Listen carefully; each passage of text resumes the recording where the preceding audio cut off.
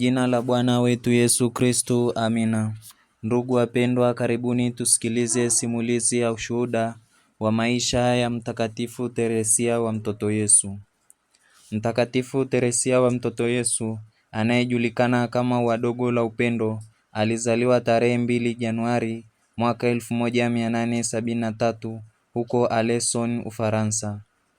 Baba yake aliitwa Louis Martin, ambaye alikuwa fundi saa na sonara, mwana wa ofisa mmoja wa jeshi, na mama yake aliitwa Zelie Guerin, ambaye naye alikuwa mtengeneza lesi.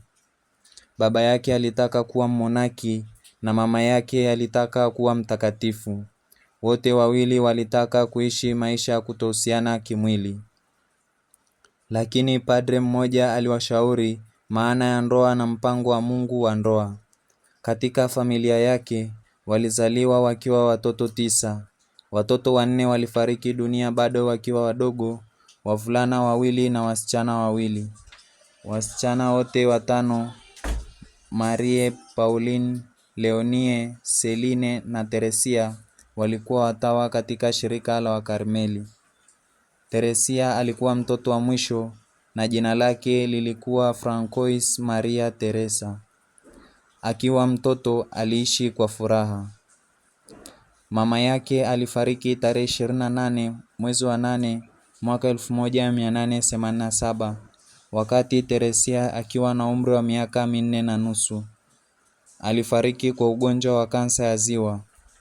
Baada ya kifo cha mama yake, baba yake aliacha biashara yake na familia ikahamia Lisieux. Dada mkubwa Maria alichukua jukumu la kusimamia familia akiwa na umri wa miaka 13, na dada wa pili Pauline aliwasaidia wadogo zake kupata mafundisho ya dini. Pauline alichukua nafasi ya mama yake kumlea Teresia. Teresia alipata elimu yake katika konventi ya Benediktini wa Mama Yetu wa Pre, lakini hakuwa na furaha. Mwaka 1886 aliacha shule akaanza kusoma masomo binafsi.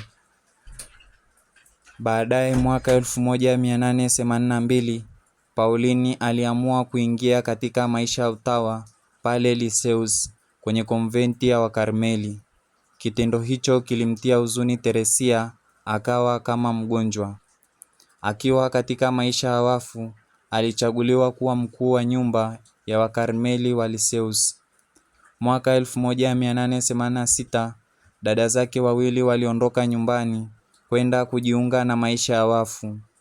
Leonie alikwenda Vistandnes na Maria alikwenda Lisieux Karmeli. Mwishoni mwa mwaka 1882 Mtakatifu Teresia alianza kupata kizunguzungu cha mara kwa mara. Mwaka 1883 akapatwa na ugonjwa wa ajabu. Akawa anamuomba Bikira Maria wa Malkia wa Mbingu, alimuomba amhurumie na kumwondolea maumivu.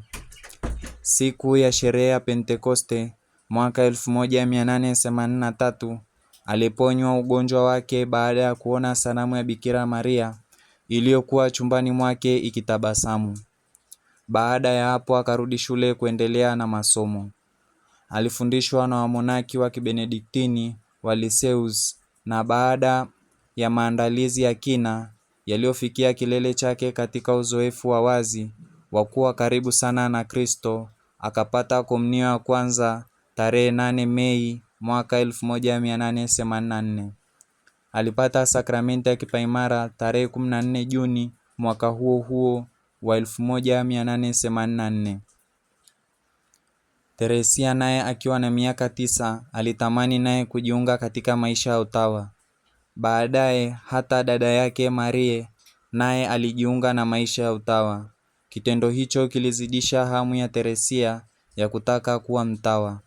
Akiwa na umri wa miaka 14 aliamua kuwa hata yeye anataka kuwa mtawa katika konventi ya Karmeli wa Lisieux. Lakini askofu alikataa, akasema asubiri mpaka atimize miaka 21. Je, ni kwa sababu gani zinafanya tumuite Mtakatifu Teresia kama ni Mtakatifu Teresia wa Mtoto Yesu? Wakati wa kesha la Noeli, siku chache kabla ya kufikisha miaka 14, alipata hali fulani ambayo yeye anaita kuongoka kwake. Maisha yake ya ndani yalipata nguvu za ajabu. Baada ya hali hiyo, alisema kuwa usiku ule mtoto mtakatifu alikuwa amemponya hisia zake kali na kumviringishia silaha zake. Hii ndiyo maana anaitwa Mtakatifu Teresia wa Mtoto Yesu. Mwaka uliofuata akamwambia baba yake kuwa anataka kuwa Mkarmeli. Teresia anakataliwa kuingia utawa akiwa mdogo. Mtakatifu Teresia alimwambia baba yake kuwa anataka kuwa Mkarmeli. Baba yake alikubali, lakini viongozi wa shirika na askofu wa Hugon wa Bayeux walikataa kwa sababu ya umri wake. Teresia alitamani swala hilo lifike kwa papa. Alipata nafasi ya kumtembelea Papa Leo wa 13 ikiwa ni sehemu ya hija yao Roma. Alipopata nafasi ya kupita mbele ya papa, alitaka kumwomba papa ruhusa ili aingie Karmeli akiwa na miaka 15. Lakini Monsignori Reveron alimwahi na kumwambia papa kuwa anataka kuingia utawa akiwa mdogo, na papa akamwambia kuwa Mungu akipenda atakuwa mtawa. Kitendo hicho kilimuumiza sana kwa kiasi kwamba alikiita kishawishi ambacho ilibidi apate nguvu kutoka kwa Mungu ili aweze kuyavumilia hayo yote. Mtakatifu Teresia aliingia Karmeli Alisieux tarehe 9 Aprili mwaka 1888. Alipokea vazi tarehe 10 Januari mwaka 1889 na akaweka nadhiri zake Septemba 8 mwaka 1890 katika sherehe ya kuzaliwa Bikira Maria. Imani yake ilijaribiwa kwa kifo cha baba yake kilichotokea tarehe 29 Julai mwaka 1894. Hata hivyo, Teresia alikuwa katika utakatifu, akiongozwa na mwanga wa neno la Mungu na aliongozwa na Injili, akiweka upendo katikati ya kila kitu, hamu yake na wito wake. Teresia alitamani sana kuwa mtume tangu mwanzo wa maisha yake. Alitamani sana kuokoa roho za watu wengi, wakiwemo mapadre. Ili kutimiza azima yake hiyo, alitamani sana kutekeleza mito mbalimbali. Alitamani awe mhubiri, mtume, misionari na shahidi.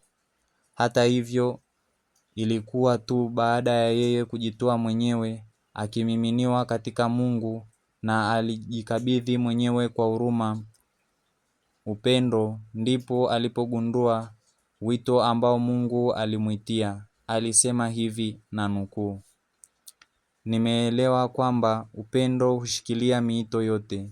Natambua kwamba tamaa zangu zote zimetimilika. Nimepata wito wangu. Katika moyo wa kanisa mama yangu, mimi nitakuwa upendo." Mafundisho yake, njia ndogo ya utoto.